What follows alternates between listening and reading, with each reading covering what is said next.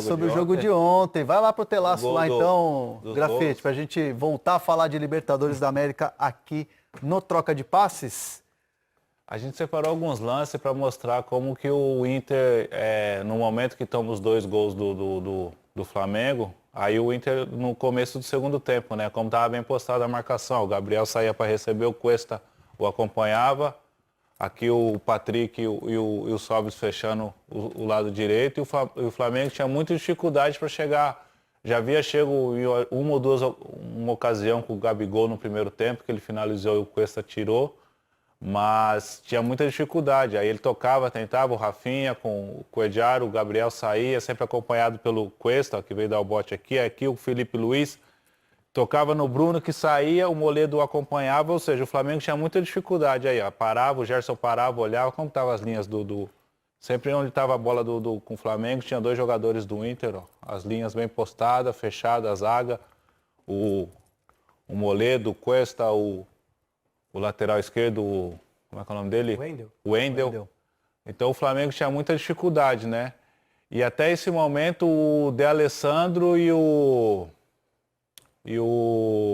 Sobis ainda estavam no jogo. Então eles fizeram bem esse trabalho defensivo, principalmente sem a bola pelo lado do Inter, né? Fechando os espaços, olha lá o movimento, o Sobis onde está lá, fechando. Ó. O Sobis, o Patrick desse lado, por esse lado o Alessandro, ó. Olha o De Alessandro onde está aqui, ó. O Gerson está aqui, ou seja, o Inter estava bem compacto. E coincidentemente, depois da saída desses 2 jogadores, o Sobis e o De Alessandro, com a entrada do Wellington e do Nico, que são jogadores mais... O De Alessandro é um meia, o Sobis é um atacante, são jogadores que jogam para frente, mas eles tiveram um trabalho tático muito importante para o Inter ontem. E com a entrada do Wellington, que é um jogador, que é um atacante mais agudo, o próprio Nico Lopes também, que não vive um grande momento, aí se abriu um pouco. O Inter se expôs um pouco, na mesma medida que fez contra o Cruzeiro na Copa do Brasil, mas o Tentando Flamengo é uma equipe muito mais agressiva com a bola do que o Cruzeiro tem sido, né? Aí tem o lance, primeiro gol, né? O primeiro gol, né? Que a gente vai mostrar agora, que aí o Edenilson rouba a bola, tenta sair jogando, e aí o Felipe Luiz rouba, faz 1-2 com o Gabigol, ó, se apresenta para sair, o Felipe Luiz foi e aí, para um pouquinho. Esse lance é mais importante, ó, o lance do Bruno Henrique, que se enfia pelo meio da zaga. Coincidentemente tem esse buraco na zaga, porque ó, o Moledo onde está aqui, ó, voltando ainda. Da jogada que teve uma bola parada para o Inter momentos antes. Sim. O Inter conseguiu recuperar a bola, só que aí o Edenilson não deu continuidade, perdeu a bola. E aqui está o Felipe Luiz entrando pelo meio, iniciou a jogada lá atrás, e o Everton Ribeiro aberto pelo lado, que era a grande dificuldade do Flamengo até então, né? O Felipe Luiz não conseguia ter infiltração pelo lado esquerdo, porque o De Alessandro estava na marcação dele, e do outro lado também. E aí, quando o Inter deu uma afrouxada na marcação, tomou o gol. Então não foi uma coisa ao acaso. Teve a movimentação do Bruno Henrique também, que tem prensada ali, mas aí ele eu destaquei isso ontem, que ele cai e já se levanta logo, dá continuidade à jogada, não ficou pedindo pênalti nem nada. E a inteligência do Gerson, né? Com um toque na bola, ele matou o Lomba e o Wendel que chegou. O Gerson entrou muito bem no jogo, mas é melhor que o Arrascaeta vinha desempenhando. Isso. Mas para mim o grande X da questão do segundo tempo do Flamengo é o Felipe Luiz vindo por dentro. Isso. Ele matou o meio campo. O Felipe Luiz, a gente tem a ideia... Você compara ele ao Marcelo, ele não é virtuoso. Ele não é velocidade de explosão, agora, né? E confundiu muito a marcação. Sim, é um baita jogador. A quantidade de passes que ele dá atrás da linha de marcação do meio campo do adversário aquele lance no primeiro tempo que o Gabigol chuta, que o Everton faz 1-2 com ele, que ele chuta, começa com o Felipe Luiz lá do lado esquerdo, que acha o Everton Ribeiro na frente da área. Sim. Ele tá lá do lado esquerdo. Esse é o primeiro gol. O segundo gol do Bruno Henrique é o Felipe Luiz achando o Gabigol atrás da linha de meio campo do Internacional também. Ali o Flamengo, o Jesus trazendo o Felipe a atacar por dentro no segundo tempo, quebra completamente. Claro que tem a questão do Inter ganhar em confiança, ter um jogo parecido, ele se expor um pouco mais. Porque o Inter tinha o jogo controlado até esse momento, dessas 2 substituições. E aí qual que é a diferença? O Odair mexeu na equipe, trocou 2 jogadores que que teoricamente se doaram bastante, cansaram, tiveram que sair, eu tive que ouvir a troca. E o Jesus fez uma troca tática. Ele não precisou mudar ninguém, mas mudou o esquema do jogo. Aí, ó, Felipe Luiz pelo meio de novo. Cara, essa quebrada é muito bonita. E aí, ó, e ele vem receber, isso confundiu bastante. Ele finge que vai abrir e acha o Gabigol completamente livre atrás da linha. Ele finge que vai dar aqui, né? E aqui abre e o Gabigol saiu, aí já não tinha o acompanhamento que voltava antes, né?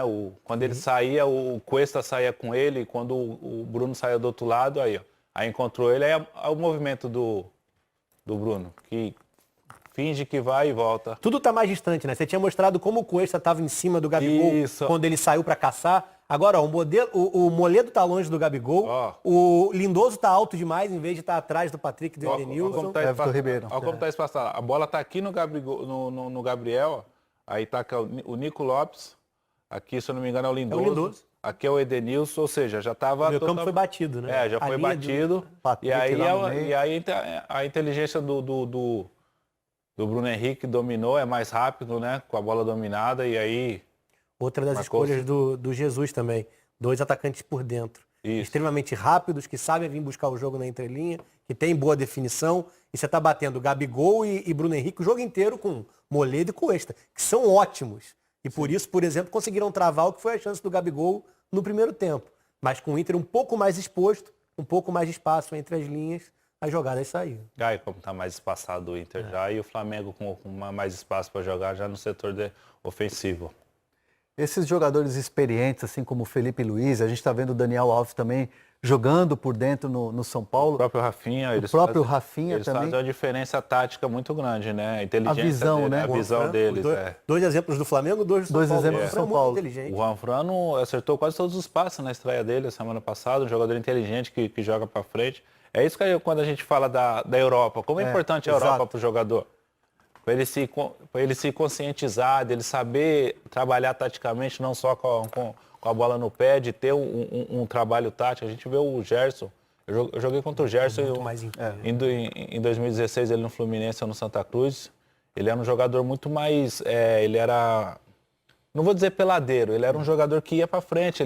Hoje ele tem uma visão tática melhor, ele sabe se movimentar, né? Ele era um pouco mais a posição corporal dele é diferente, ele sabe receber a bola para receber de frente a bola, fazer a movimentação corporal para receber a bola. Então os jogadores que voltam da Europa experientes, eles conseguem acrescentar isso para a equipe e faz com que as equipes cresçam de produção mesmo, que eles não consigam jogar quarta e domingo no mesmo nível, mas quando eles estão descansados, bem, estão se recuperando, a gente vê o Felipe Luiz começando a ficar melhor fisicamente, são jogadores que podem agregar muito às equipes. E isso, não só o fato do Felipe Luiz, no caso também do Rafinha, a gente citou o Juanfran e o Dani Alves, mas especificamente do Flamengo, o quanto esse tipo de jogada, além do entendimento do jogador, que já vem com essa vivência europeia, o treinador, o Jesus, também encaixar isso e trabalhar isso no treinamento.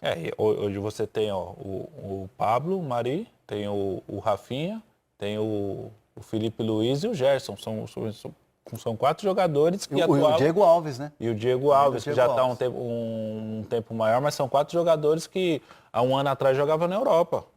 Ou seja, eles chegaram e acrescentaram. O pessoal fala, é difícil a readaptação ao futebol brasileiro, mas depende muito do treinador também, saber extrair o melhor do jogador nesse momento. Faz a diferença ter o treinador que tem essa mentalidade, que tem esse entendimento tático de jogo para colocar essa rapaziada para jogar, Rafa? É claro que depende. A adaptação de um treinador que falasse outra língua, por exemplo, seria muito mais complexo. O espanhol é próximo, mas italiano. Seria mais difícil para se adaptar à nossa realidade, sem dúvida. Mas a questão eu não acho que o futebol brasileiro não tenha embasamento, não tenha ideias. Eu acho que a gente não tem trabalhos de médio e longo prazo e talvez a ciranda de treinadores que a gente tem hoje, a própria escolha que a gente pode debater do Osvaldo, independentemente do que ele já construiu na carreira. Eu acho que a gente fica muito preso a mais do mesmo. E acaba não conseguindo trazer para o Brasil, porque até financeiramente o Flamengo hoje é capaz de investir. O Palmeiras é capaz de investir. O São Paulo, como trouxe. A gente paga muito para treinador, salário. Salário é pesado, é alto, nos tops do Brasil. Daria para trazer nomes, como o Jorge Jesus, independentemente da desvalorização da moeda, que trariam ideias mais próximas dessas que o Grafite está citando. Para desenvolver jogador, para utilização de base e potencial venda futura, para trabalho de médio e longo prazo. O problema é que a gente trabalha sempre para ontem no Brasil também. Né? Esse é o grande problema, né? Não adianta você ter um treinador como o Jorge Jesus e você não ter um elenco para que o treinador possa colocar em prática as suas ideias. Se você tiver um time muito jovem, se você tiver um time cascudo, mas que não tem a experiência de um futebol europeu, fica mais difícil, né? Independentemente de ser português, italiano. Fica mais difícil, ainda mais da maneira que o Jorge Jesus chegou no meio da temporada. O Jorge Jesus chegou já com jogos decisivos. Ele não chegou com tempo para treinar, ele chegou com tempo para treinar na parada para a Copa América, que ele pôde treinar, mas ele já chegou diferente do Sampaoli, que chegou no começo do ano, que não tem esse poder de aquisição que o Flamengo tem para trazer jogadores. A gente recorda quando o Sampaoli chegou, que houve uma discussão com a diretoria que pediu jogadores.